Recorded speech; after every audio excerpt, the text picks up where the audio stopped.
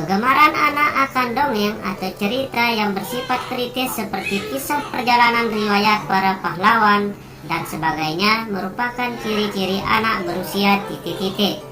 A. 3-5 tahun, B. 6-8 tahun, C. 10-12 tahun, D. 15-18 tahun. Assalamualaikum warahmatullahi wabarakatuh. Halo teman-teman semua, apa kabarnya hari ini? Semoga teman-teman semua tetap dalam keadaan sehat walafiat. Oke teman-teman, pada kesempatan kali ini kembali lagi bersama kami di channel Sir Official dalam rangka membahas soal pretest PPG dalam jabatan tahun 2022 tentang kompetensi pedagogik.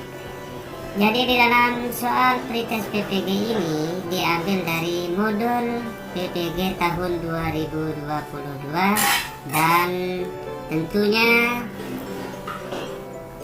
dan tidak menutup kemungkinan nanti di dalam soal PPG, di dalam soal pretest PPG akan banyak yang keluar.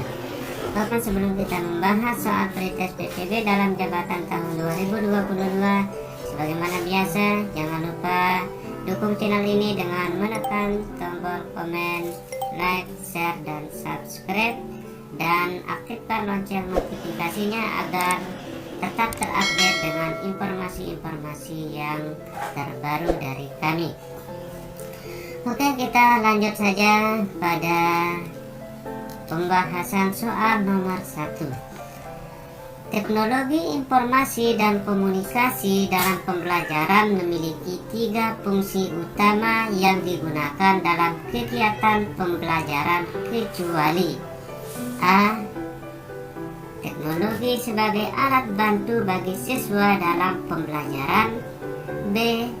Teknologi sebagai ilmu pengetahuan atau skill, C. Teknologi sebagai bahan dan alat bantu pembelajaran atau literasi, D. Teknologi sebagai alat pengembangan produk.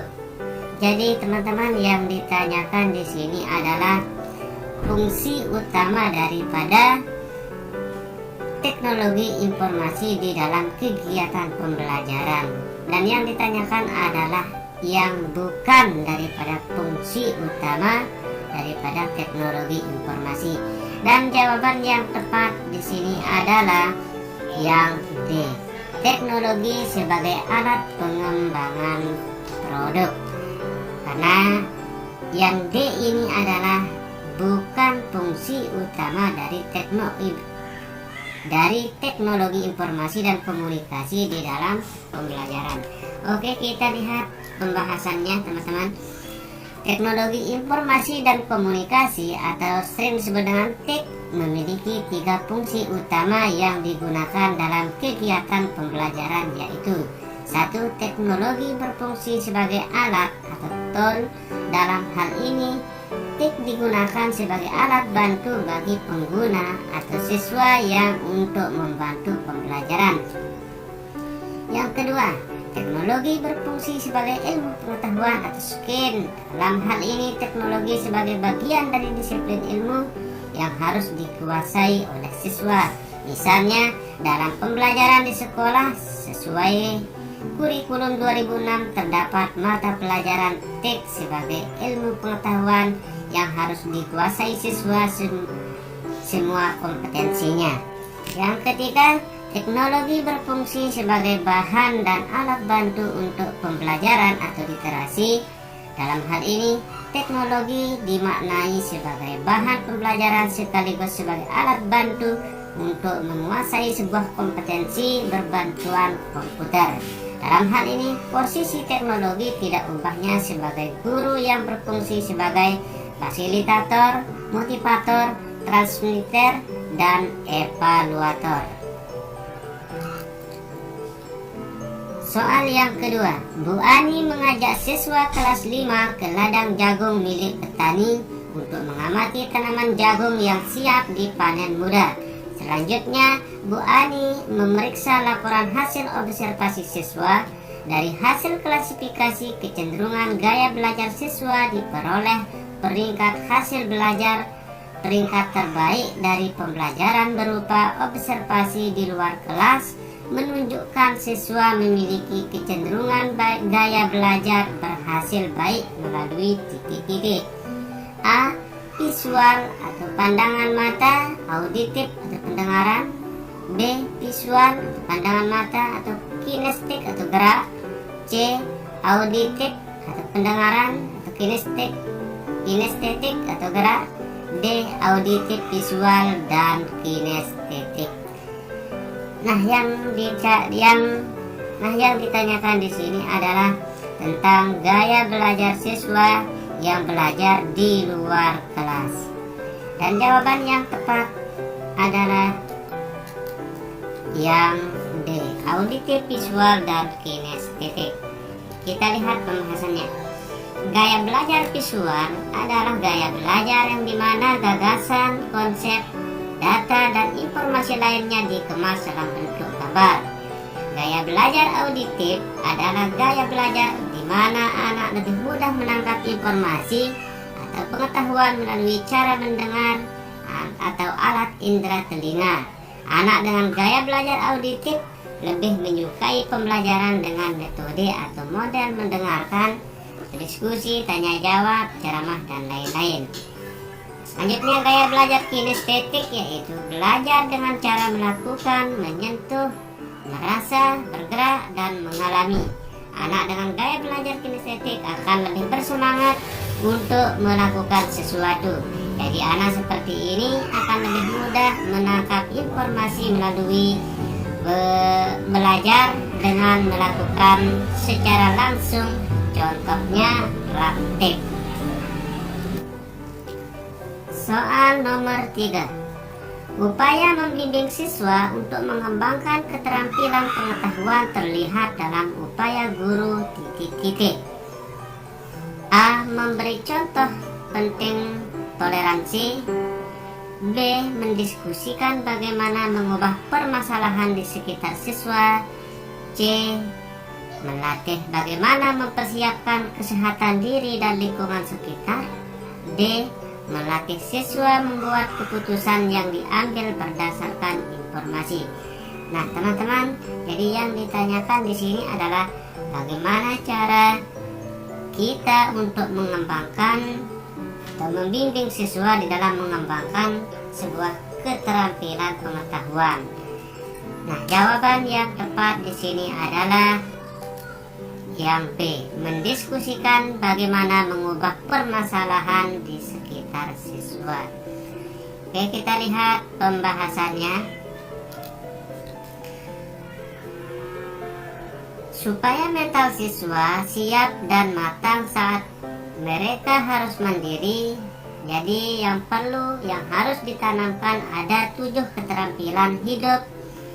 Di antaranya, dan ini adalah khusus untuk siswa yang berada di sekolah pendidikan dasar. Yang pertama, membuat keputusan sendiri. B. Berpikir kritis. C. Berkomunikasi dengan baik. D. Mengatur keuangan. E. Manajemen waktu. F. Menjaga diri. G. Toleransi. Soal nomor 4. Upaya guru menggunakan hasil analisis untuk menentukan ketuntasan belajar antara lain sebagai berikut titik-titik. A. Menentukan kriteria keberhasilan belajar. B. Mengklasifikasi siswa berdasarkan hasil capaian belajarnya. C. Mencari letak kelemahan secara umum dilihat dari kriteria keberhasilan yang diharapkan. D. Merencanakan pengajaran remedi. Jadi yang ditanyakan di sini adalah kegunaan daripada hasil analisis untuk menentukan ketuntasan belajar bagi peserta didik. Dan jawaban yang tepat adalah yang D, merencanakan pengajaran remedi. Oke, kita lihat pembahasannya. Melakukan penilaian pada saat suatu proses pembelajaran akan memberikan manfaat. Yang pertama, memberikan umpan balik bagi peserta didik, memantau kemajuan belajar peserta didik. Yang ketiga, memberikan masukan pada guru. Yang keempat, memberikan penghargaan dan sertifikat. Serta yang kelima, masyarakat lebih memperhatikan dan berperan aktif di dalam pendidikan. Soal nomor 5. Kegemaran anak akan dongeng atau cerita yang bersifat kritis seperti kisah perjalanan riwayat para pahlawan dan sebagainya merupakan ciri-ciri anak berusia titik-titik. A. 3-5 tahun, B. 6-8 tahun, C. 10-12 tahun, D. 15-18 tahun. Jadi yang ditanyakan di sini adalah kegemaran anak akan dongeng dan cerita, dan anak yang gemar dongeng dan cerita termasuk ciri-ciri anak yang berusia. Jawaban yang tepat adalah yang C, anak berusia 10-12 tahun. Oke, kita lihat pembahasannya. Pada tahap usia 10-12 tahun disebut dengan operasional konkret.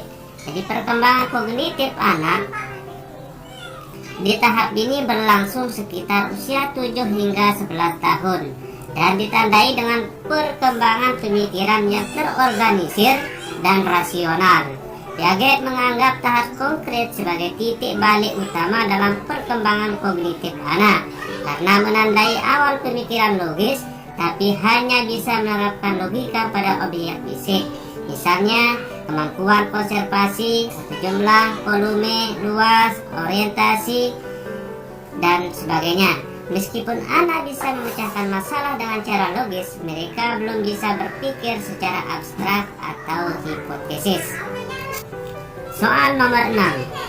Beberapa siswa memiliki kecenderungan belajar berupa mengerjakan soal atau tugas dengan cepat tetapi hasilnya banyak kesalahan. Gaya belajar pada siswa tersebut adalah titik-titik. A. Impulsif, B. Reflektif, C. Gaya berpikir terikat, D. Gaya berpikir bebas.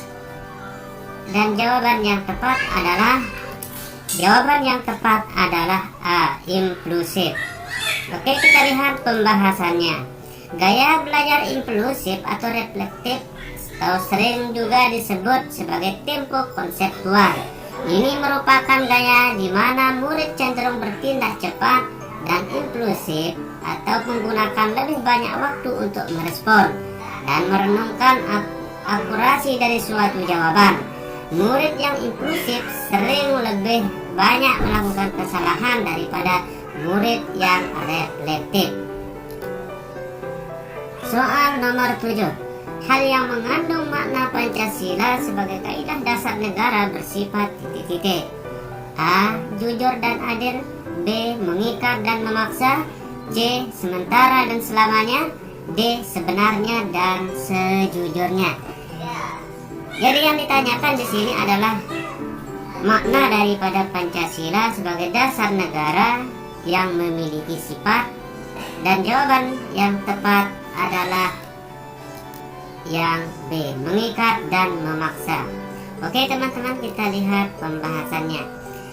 Kedudukan Pancasila sebagai dasar negara sebagaimana yang tertuang dalam pembukaan Undang-Undang Dasar 1945 merupakan sumber tertib hukum tertinggi yang mengatur kehidupan negara dan masyarakat. Dalam hal ini mengandung makna bahwa Pancasila sebagai kaidah dasar negara bersifat memaksa dan mengikat.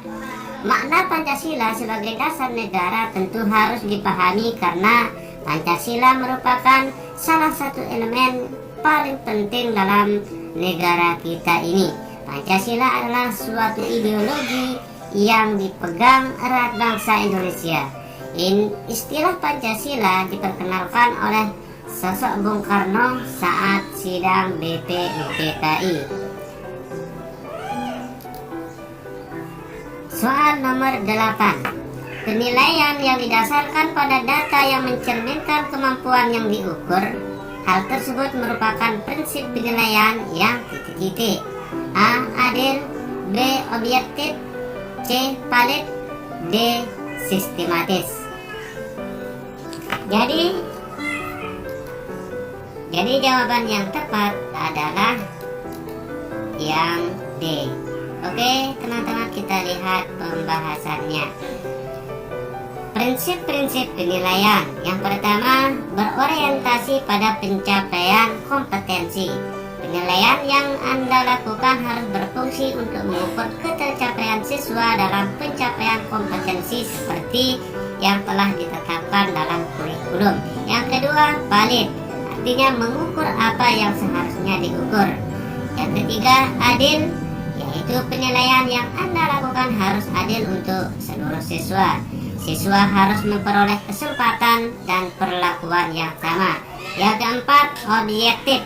Dalam hal penilaian, hasil belajar siswa harus dapat menjaga objektivitas proses dan hasil penilaian. Yang kelima, berkesinambungan. Artinya penilaian yang dilakukan harus terencana, bertahap, teratur, terus-menerus, dan berkesinambungan untuk memperoleh informasi hasil belajar dan perkembangan belajar siswa. Yang keenam, menyeluruh. Menyeluruh artinya prinsip menyeluruh dalam penilaian mengandung arti bahwa penilaian yang dilakukan harus mampu menilai keseluruhan kompetensi yang terdapat dalam kurikulum yang mungkin meliputi ranah kognitif, afektif, dan psikomotorik. Prinsip yang ketujuh yaitu terbuka. Makna terbuka yaitu kriteria penilaian harus terbuka bagi berbagai kalangan sehingga keputusan hasil belajar siswa jelas bagi pihak-pihak yang berkepentingan. Yang terakhir, yang kedelapan, yaitu bermakna. Bermakna memiliki arti hasil penilaian hendaknya mempunyai makna bagi siswa dan juga pihak-pihak yang berkepentingan.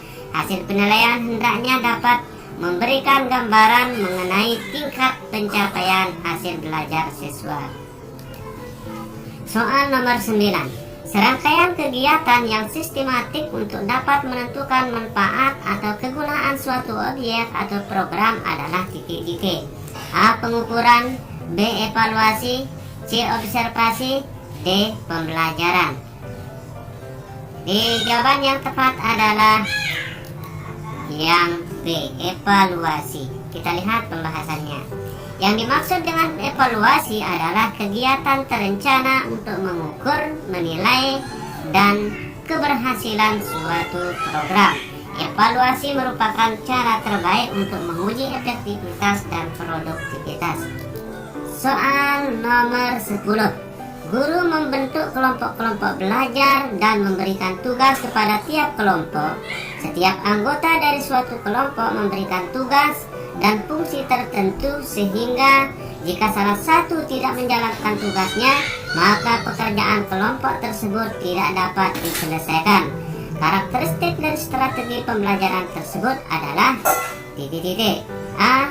Tugas kelompok, B. Diskusi kelompok kecil, C. Pengajaran langsung atau direct teaching, D. Belajar kooperatif atau cooperative learning.